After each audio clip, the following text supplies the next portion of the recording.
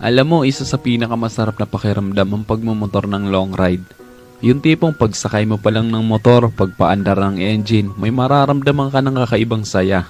Dahil kapag nagmumotor ka sa mahabang biyahe, talagang nakakawala ng stress at ma-appreciate mo pa ang ganda ng mundo. Yung tipong habang nagmumotor ka, masasabi mo na lang sa sarili mo na, wow, ang sarap palang mabuhay. Ang ganda pala ng mundo. Lalo na kapag ang patakbo mo yung chill lang, yung ini-enjoy mo lang talaga ang moment.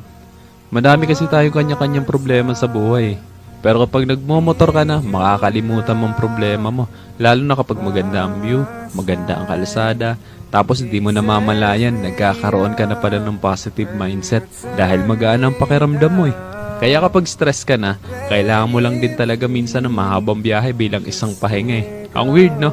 Kasi nakakapagod magmotor pero ito yung pahinga ng gustong-gusto ng marami. Pero sasabihin ko sa'yo, hindi katawan ng